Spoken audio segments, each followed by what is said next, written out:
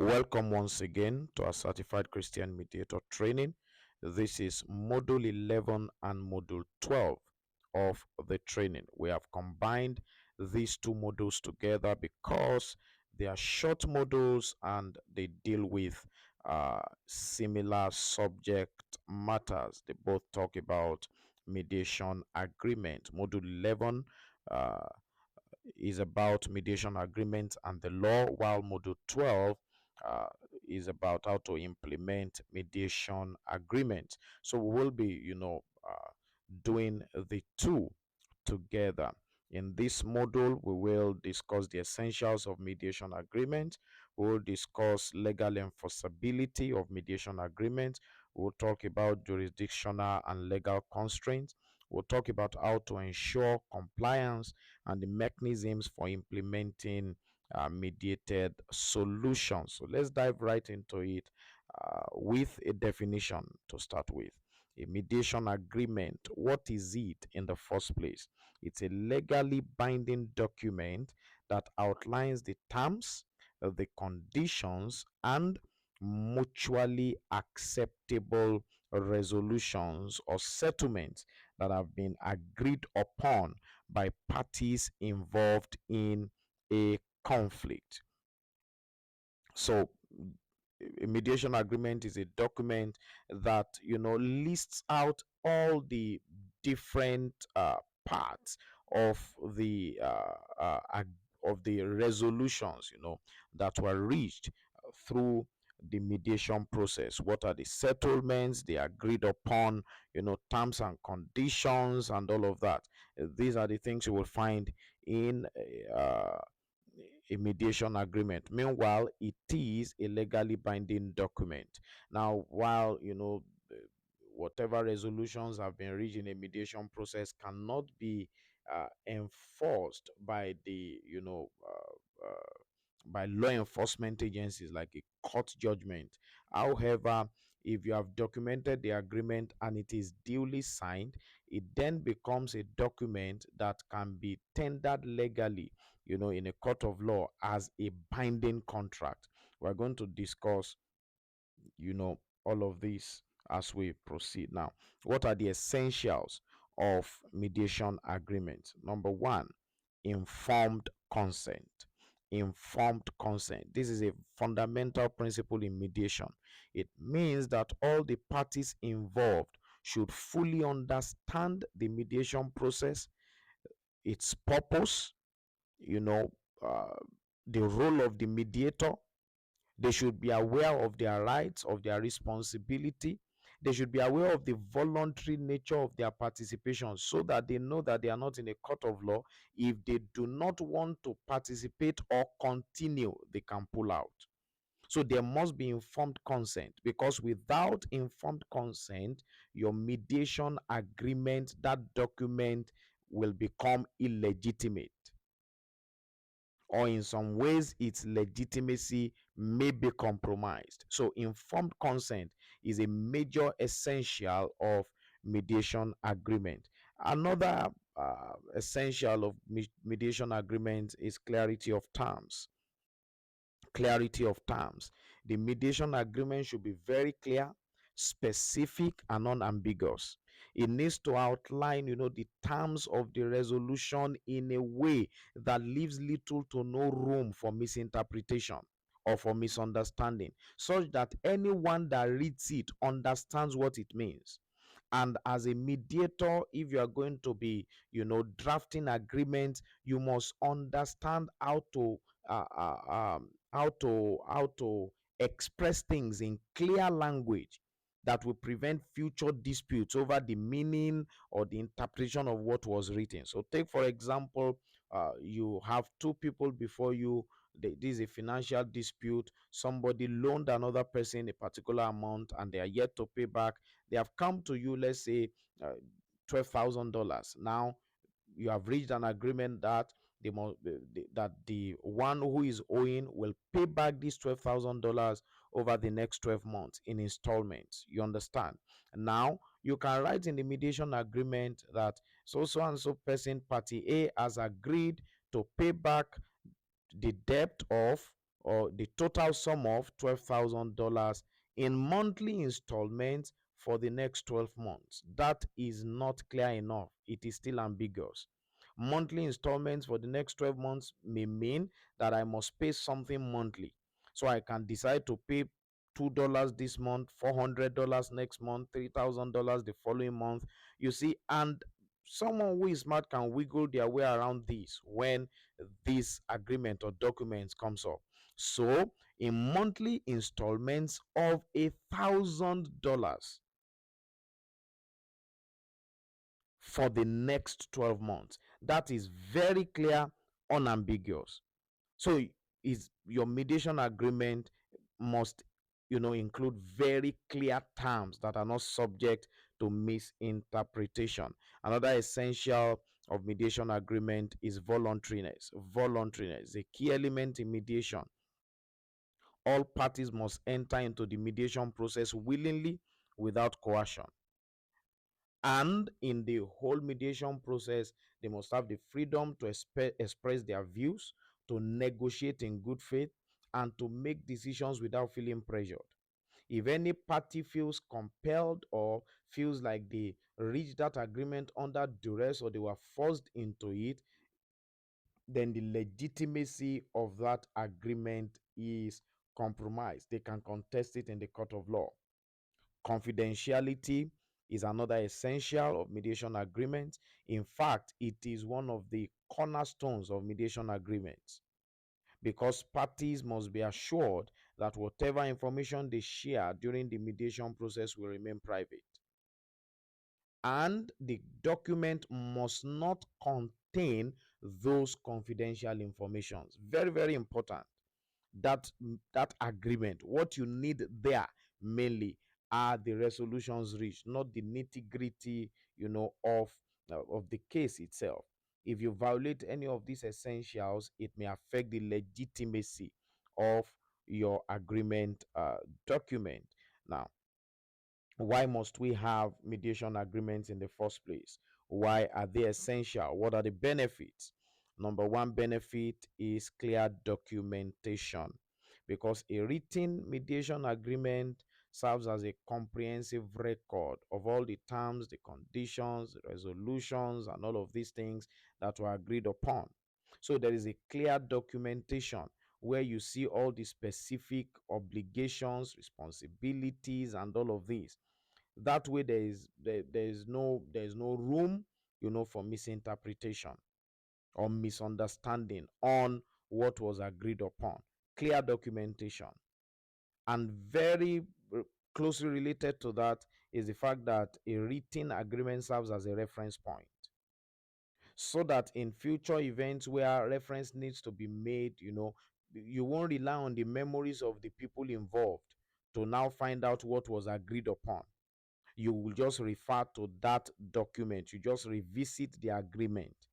You know, you are not going to rely on people's subjective interpretations and then calling witnesses, but you were the mediator, you were there. What did you agree? Is it true? All you need to do is to bring out the document. It becomes a reference point.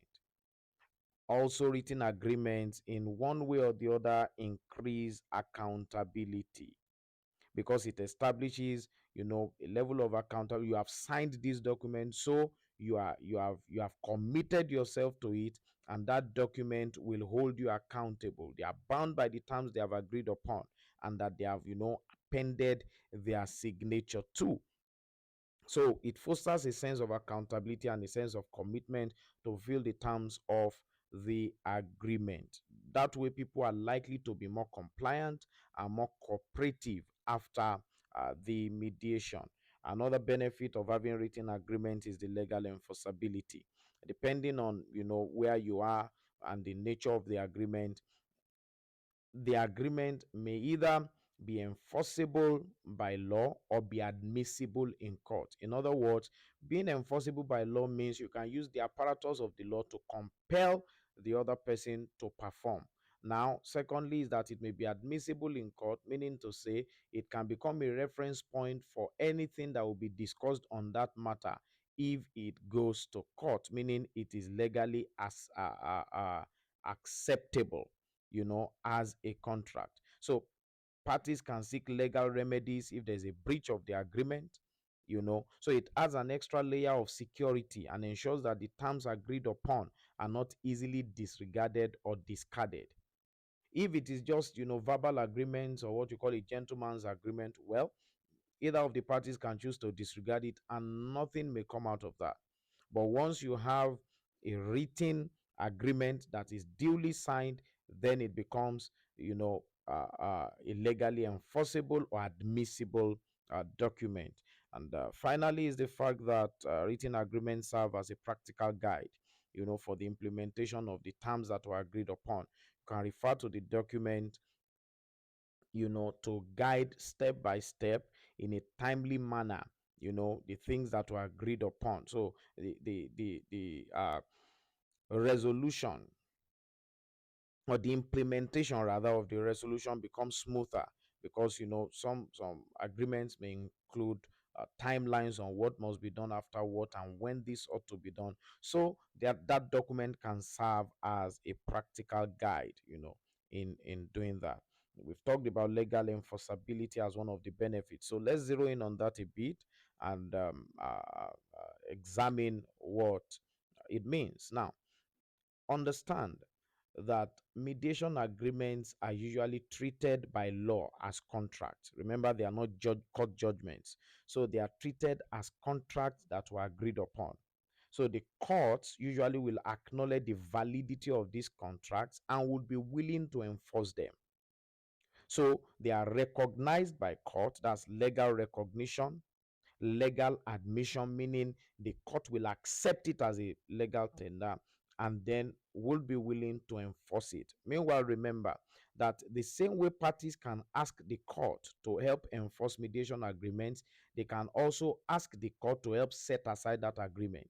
And that is why, as a Christian mediator, you must be careful to make sure that your written agreements are not going to violate any law, any legal ethic, legal standard, and would be admissible by court and enforceable. So we are going to, discuss some requirements for legal enforceability. What makes a mediation agreement enforceable? So for your mediation agreement to be legally enforceable, you must meet, certain requirements. One of them is voluntary consent, meaning to say it must be established that the agreement was entered into voluntarily by all parties involved, without coercion, without duress. That truth must be established, that they entered this agreement of their own volition. Informed consent too.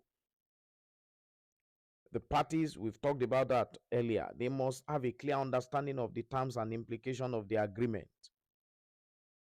And then consideration. This is very important, because in mediation agreements, one of the things that the court usually looks for is, what you call consideration.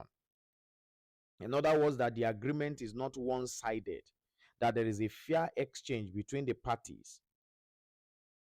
If the judge looks at the document and there is no element of consideration, it looks like this is just one-sided, the judge will quickly set it aside without giving a second thought, you know, because it uh, may reinforce the idea or put up the idea that the mediator was partial. So you must be careful in your mediation agreements to be sure that there is the element of consideration. And then legal capacity is one other requirement for your mediation agreements to be enforceable. In other words, the parties must have the legal capacity to enter into contracts, meaning to say they are of sound mind and they are not under any legal disability to reach or to enter into such contracts. That they are in their right frame of mind and there is no hindrance by the law that prevents them from entering into such contracts. And then finally is, uh, the requirement of no conflict of interest. As a mediator, if a party can establish to the court that there was conflict of interest, so you mediated between two people and then the other party now says, you know what, the person I was in a conflict with is a cousin to that mediator, and I didn't know that before the mediation. I think this conflict of interest may have affected the outcome of the mediation. The judge may set it aside because that information was not known.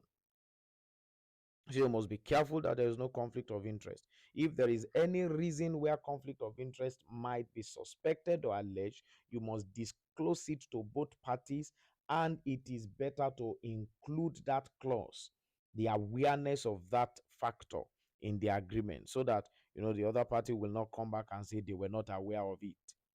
You know, so and in any case, I would counsel that when you think that conflict of interest might be an issue, even with that awareness, it is better to have a panel of mediators where you are not the only one mediating. Otherwise, refer.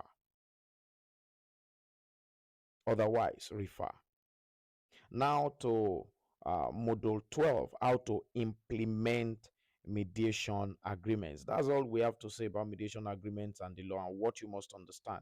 But then, how do you implement and facilitate mediation agreements? To start with, the mediator must understand that his role does not end when the parties reach an agreement. His role extends to ensuring the successful implementation of that agreement, which requires ongoing collaboration between the disputing parties and the mediator. So while the mediator does not have the authority to enforce, the mediator can facilitate. They can guide the parties through the steps, the practical steps of implementation. For instance, addressing potential obstacles and all of that, dealing with emotional issues, acting like a support system, fostering further communication and cooperation through the implementation process. So your job as a mediator does not end once agreements are reached.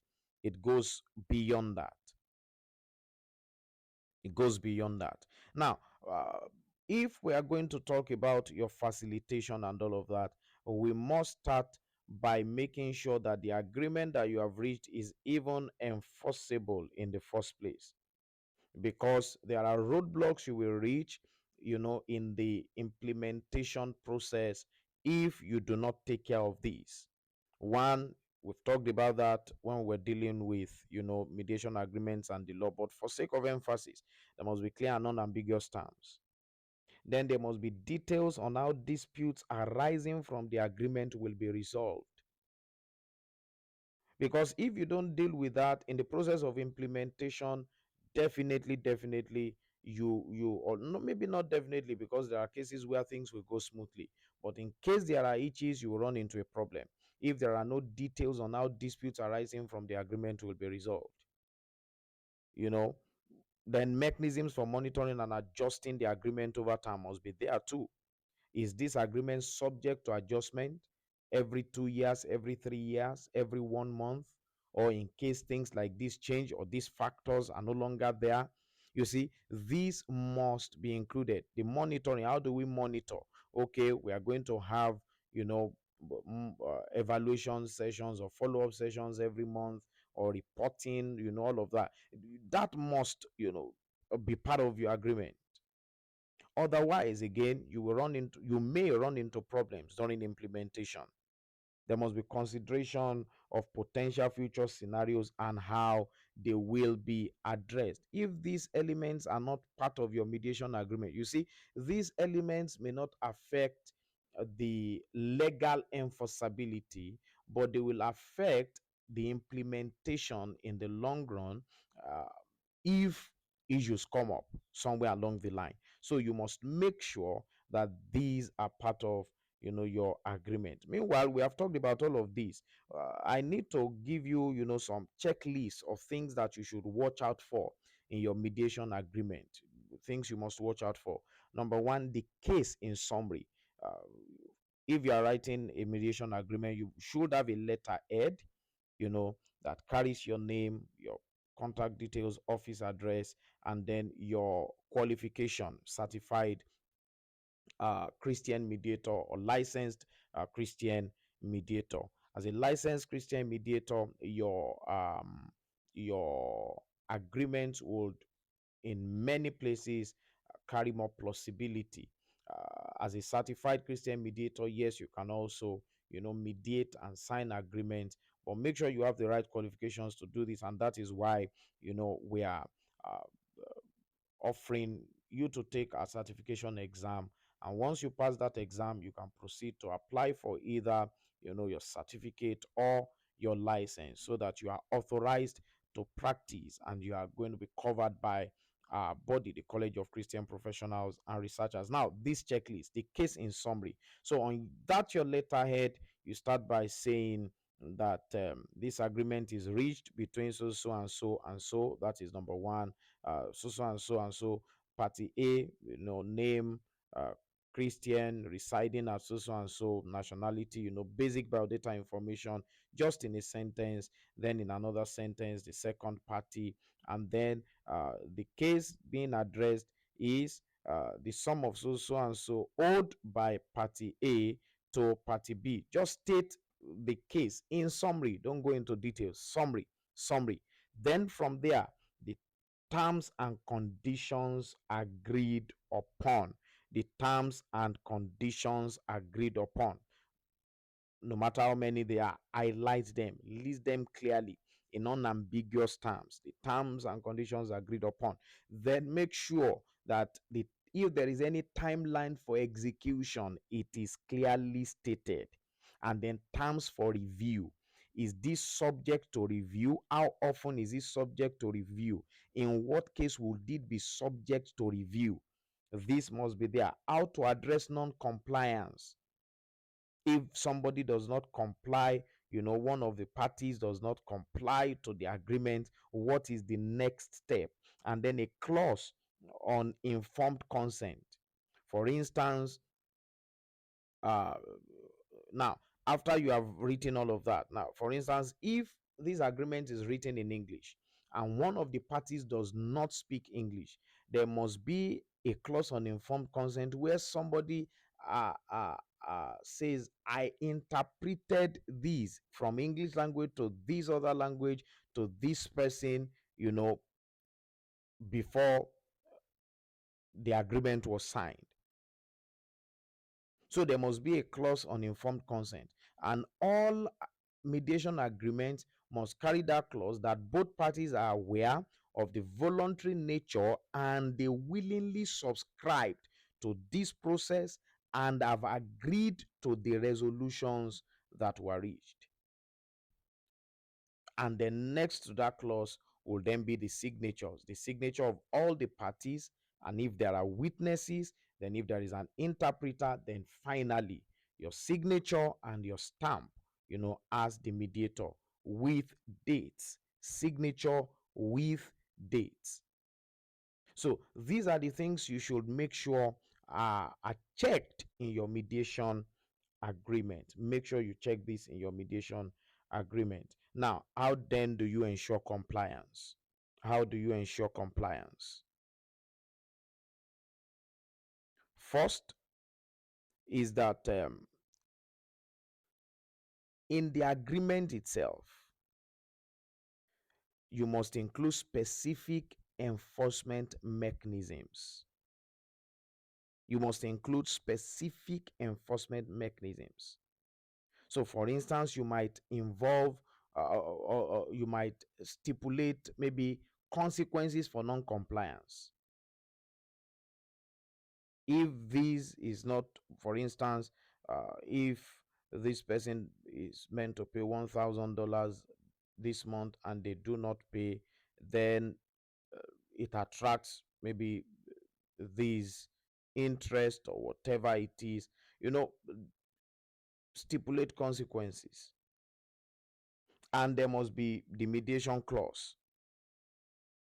I always encourage that in case there is a default, they must return to mediation before they pursue legal action.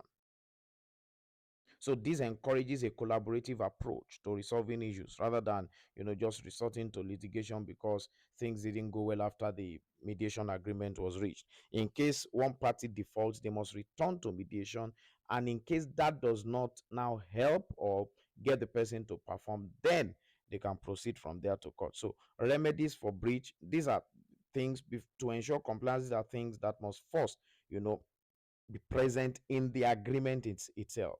Then flowing from there, you now go into monitoring and evaluation.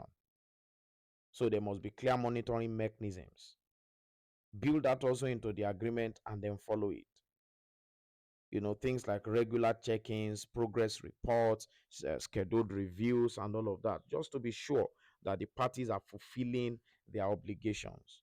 And make sure that communication channels remain open.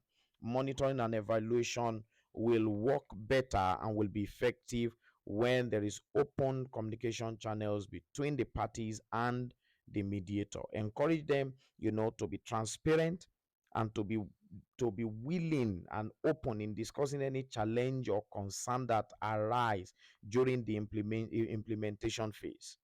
If they face bottlenecks, they should freely be able to say, well, these are the bottlenecks, that's the challenges I'm having, these are the reasons why I'm not performing. So there must be that open communication channel,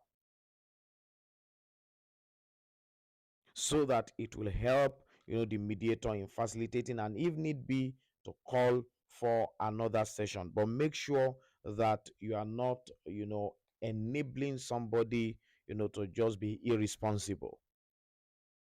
At the end of the day, you must make sure that a dissatisfied party can seek further redress when mediation fails to get the other party to perform. And you should emphasize this also to the parties, so that they don't think that mediation is just a way out of legal liabilities. Do's and don'ts in implementing or in facilitating the implementation of mediation agreements. These are the things you should do. Follow up meetings, schedule follow up meetings to discuss the progress of, the implementation and challenges faced in the implementation process. Then provide support. Offer emotional and spiritual support to the parties as they work towards compliance. Because sometimes, in all honesty, personal struggles may hinder the fulfillment of agreement. So get involved, to the best of your ability. Provide support, and then provide reinforcement, positive reinforcement now, to motivate them. Celebrate milestones, success, acknowledge, compliance from time to time, because positive reinforcements motivate people to continue, you know, in that way, to adhere to the agreement. And then do regular check-ins. Just put a phone call across to either party, or a text message, to demonstrate your ongoing commitment to their journey. And don't forget to continue to pray for them. The Bible says in Philippians chapter 2, verse 13, for it is God who works in you, both to will and to do for his good pleasure. It is one thing to will, it is another thing to do. So you must pray for them that God will continue to work in them, not just to will, because out of willingness they have signed the agreement, they have agreed to the terms, but then God must continue to work in them to perform, to stick with the terms of the agreement. And then these are the things to avoid at all cost. Avoid ignoring people's emotions. Don't do it. Acknowledge how they feel, because it will help them heal, and it can increase, the measure of compliance to mediation agreements. And avoid being judgmental. Even if somebody is failing to perform, please do not be judgmental. Be supportive instead. But while you do that, make sure you do not enable non-compliance. Please don't do that. If somebody is not complying, don't say because you don't want to be judgmental, because you are suing for peace all the way, then you continue to indulge them. No, don't do that. And then those don't disregard changes in circumstance. If circumstances have changed, call for another mediation session, and evaluate the agreement again, uh, with uh, the consent of both parties, definitely being sure that they are willing, to participate in a review. But don't disregard changes in circumstance, and don't disregard legal consequences. Please don't disregard legal consequences. Let all the parties involved in the dispute know if there are legal consequences, and at what point people are free to, go for litigation. If you have tried your best and one party is not cooperating, uh, don't disregard the position of the law, and don't disregard the right of people to seek legal redress. Remember, like we have said, the Bible says, that the law is there not for those who are doing right, it is for those who are doing wrong, and they are tools in the hands of God. But we sue for peace and reconciliation before we go that way, according to the principles of scriptures on conflict resolution among believers.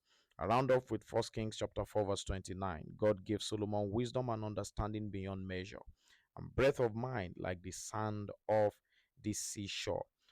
You need wisdom. You need wisdom in navigating this terrain, in first mediating, and then in helping to enforce or to implement the mediation agreement. And it is my prayer that the Lord will grant you wisdom to know what to do, to know what not to do, and to help parties, reach uh, the place of forgiveness, reconciliation, and agreement through your mediation processes in the name of Jesus. And with that, we have come to the end of module 12 of this training. Till we meet again in the next module, stay blessed. Don't forget to uh, let us know where you have listened from, what you have learned, and how this will help in your mediation practice. Our contact details are on your screen. Please feel free to reach out to us. Shalom.